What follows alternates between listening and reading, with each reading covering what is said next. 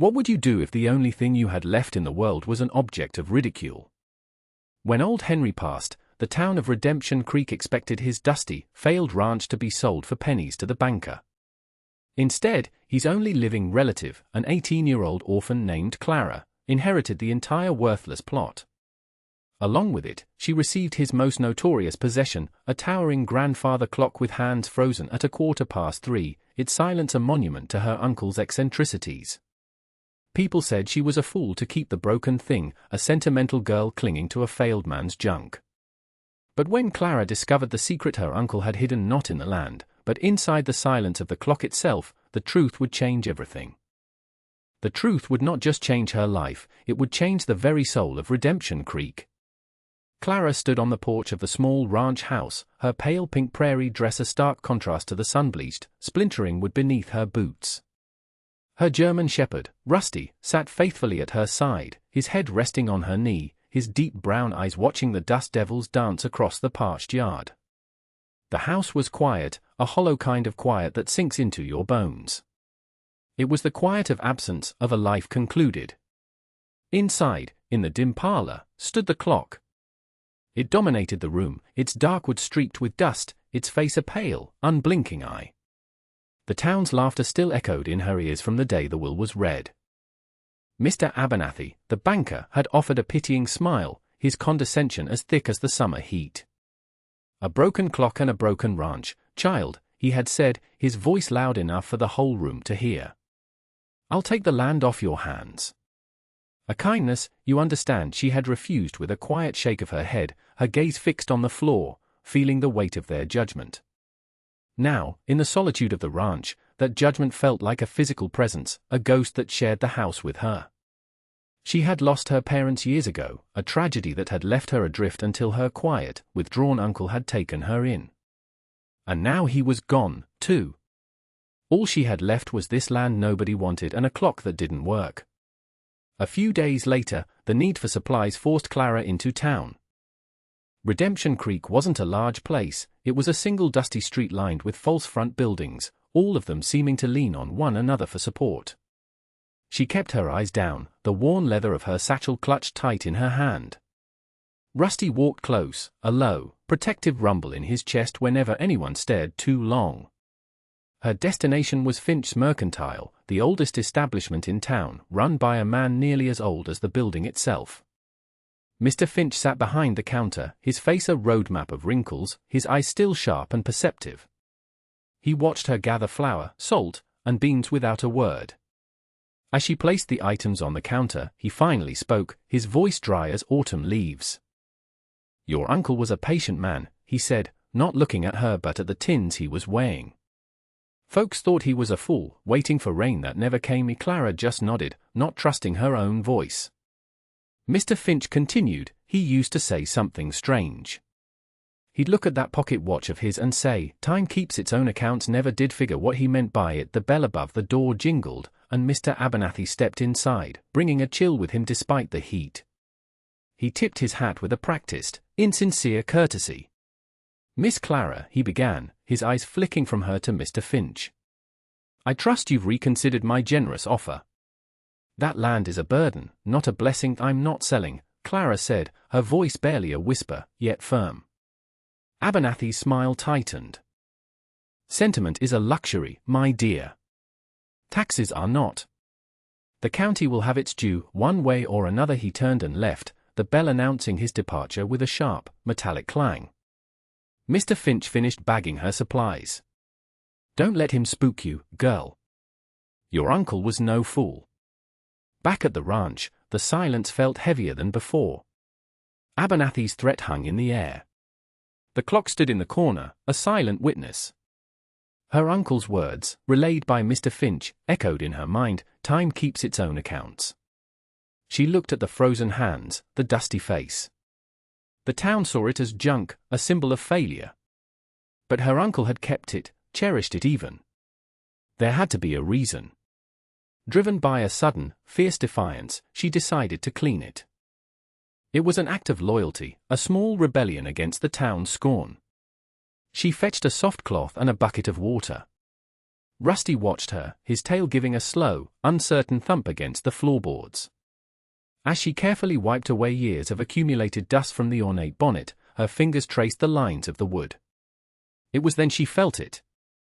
Not a carving, but a line so fine it was almost invisible, a seam where there should have been solid wood.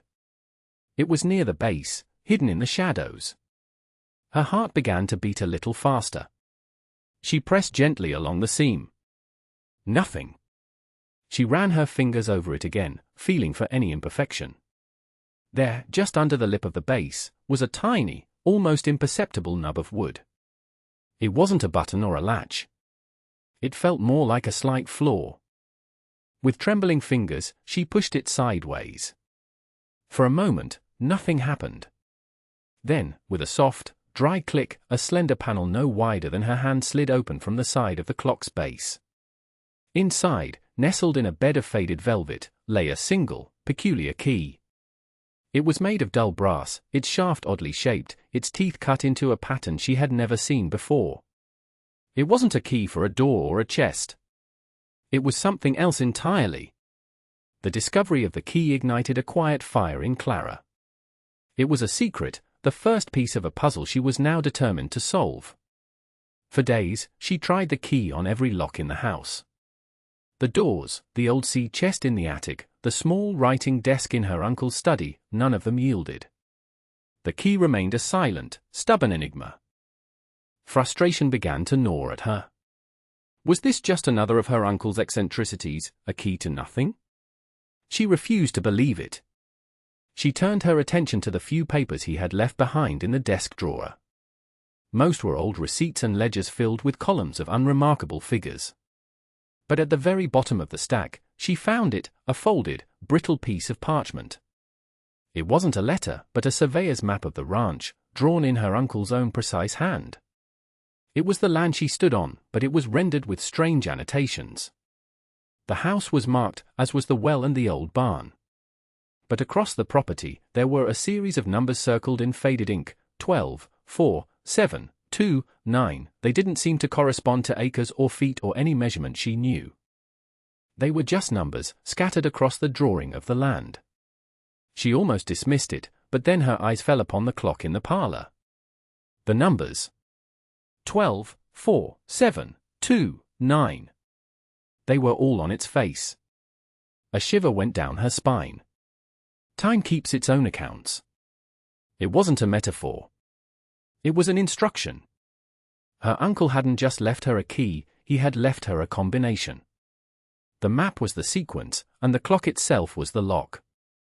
The realization was so profound, so startling, that she had to sit down, the map trembling in her hands. Rusty, sensing her agitation, came and nudged her arm with his wet nose, whining softly. She looked from the map to the silent, waiting clock. The man the town called a fool had created a lock that no one else in the world would even know existed. The bell on the porch jangled, a harsh sound that shattered the afternoon calm. Clara's heart leaped into her throat. Through the front window, she saw Mr. Abernathy's buggy. He wasn't alone this time. The town sheriff stood beside him, his arms crossed, his face impassive. Rusty let out a low growl, the fur on his back bristling. Clara smoothed her dress and opened the door, schooling her features into a mask of calm she did not feel. "Miss Clara," Abernathy said, his tone dripping with false sympathy. "I'm afraid we have an official matter to discuss." He produced a document with a flourish. "This is a notice of tax delinquency. Your uncle, I'm afraid, was not as diligent with his civic duties as he should have been. You have 30 days to remit the full amount, or the county will be forced to auction the property." The sum he named was impossible, an amount she could never hope to earn. This was his endgame. He wasn't trying to buy the land, he was trying to legally steal it. His gaze drifted past her into the parlor, landing on the grandfather clock. A smirk touched his lips. "Still clinging to that old relic? Some things are best left in the past, child. The future requires capital, not sentiment." The sheriff shifted his weight, looking uncomfortable. "It's the law, miss," he mumbled, not meeting her eyes. They left her standing on the porch, the notice in her hand feeling as heavy as a gravestone. The 30-day deadline felt like a countdown to the end of her world. What could she possibly do? The land, the clock, the key, the map, it all had to mean something. It had to be the answer. If you want to see how a forgotten promise can rewrite the future, make sure you follow for what happens next. The banker had just made a terrible mistake. He had underestimated not just Clara, but the quiet genius of the man who had raised her. Panic gave way to a cold, clear resolve. Abernathy had given her a deadline, and in doing so, he had given her focus. She went back inside, the notice crumpled in her fist. Rusty paced anxiously at her heels. She laid the map out on the floor in front of the fireplace, its worn creases a testament to her uncle's foresight. Then, she walked to the clock. The key was still in her pocket, its strange shape a familiar weight against her palm. This was it. There were no other options. She looked at the sequence on the map, 12, 4, 7, 2, 9, with a deep breath, she reached up and took hold of the clock's minute hand. It was stiff from disuse, but it moved with a faint, dry scraping sound. She moved it carefully, deliberately, until it pointed directly at the Roman numeral 12. Then, she took hold of the shorter hand, moving it to point at the 4. She continued the sequence, her movements precise and unhurried. The minute hand to 7. The hour hand to 2. And finally, the minute hand to 9. For a long, breathless moment, nothing happened. The silence in the room was absolute, so deep she could hear the blood pounding in her ears. Despair began to creep in. Had she been wrong? Was this all just a fantasy? Then she heard it.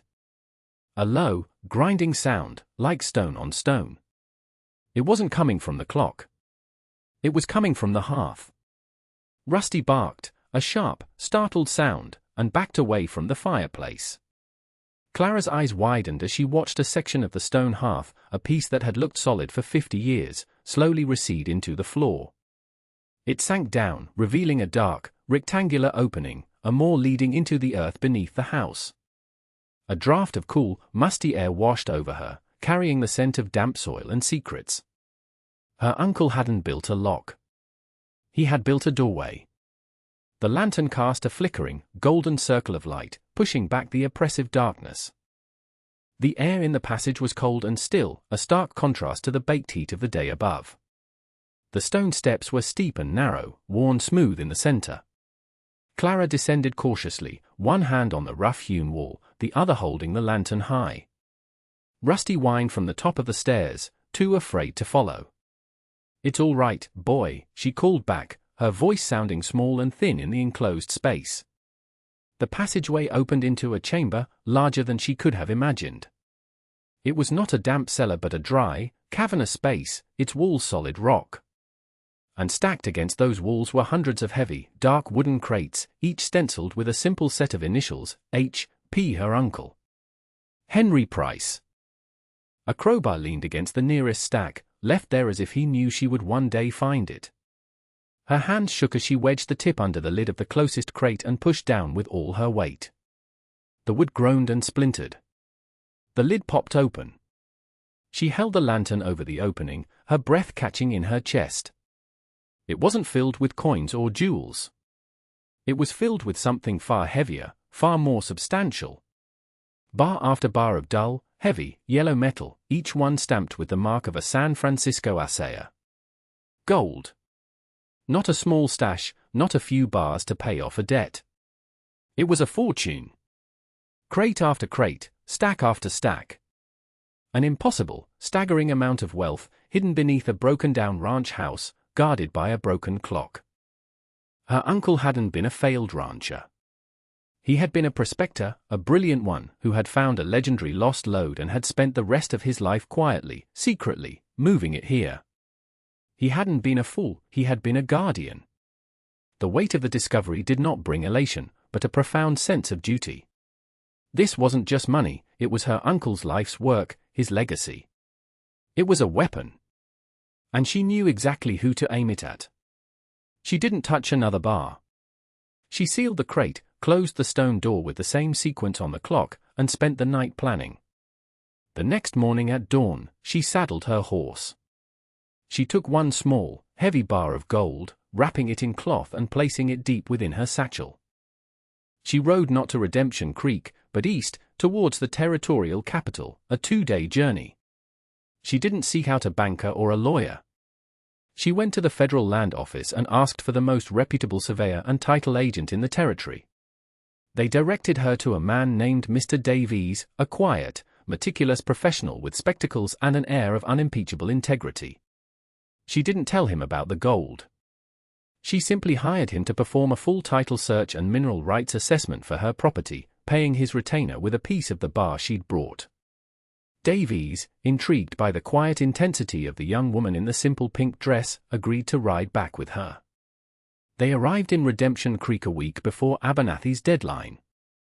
The final confrontation took place not in the bank, but in the town hall, where Abernathy was presiding over a meeting.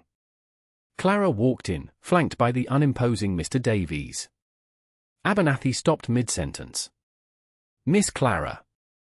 I'm afraid you are interrupting important town business." "I'm here on town business," she replied, her voice clear and steady. "I'm here to pay my uncle's taxes." She placed a small, heavy leather pouch on the table. The clerk opened it, and a collective gasp went through the room. It was filled with gold dust, more than enough to cover the fraudulent bill. But she wasn't finished. Mr. Davies stepped forward, unrolling a series of documents. "Furthermore," he announced, his voice cutting through the stunned silence, "my client, Miss Price, holds the original, federally registered deed to her property, which includes all subsurface mineral rights for the entire valley, rights purchased by her uncle, Henry Price, in 1852. Rights which, contrary to local belief, have never expired." He produced the original deed, her uncle's signature clear and strong. He then unrolled a geological survey map. It appears Mr. Price was not just a rancher. He was a geologist of considerable talent. The map showed that the worthless land Abernathy was trying to see sat atop the richest gold quartz vein in the territory. Abernathy's face went white. His scheme was laid bare for the entire town to see. He hadn't just been a bully, he had been actively working to defraud the orphan of a man who had secretly owned the town's entire future. The aftermath was not loud, but transformative. Mr. Abernathy left town before sunrise the next day, his reputation shattered. The silence that followed was one of awe, not mockery. Clara's victory was not one she flaunted. The gold was a means, not an end. The first thing she did was hire a master craftsman from the city to restore her uncle's clock. Its tick-tock, once silent, now filled the small house with a steady, comforting rhythm, a heartbeat restored. The hands now moved, measuring out a future her uncle had secured.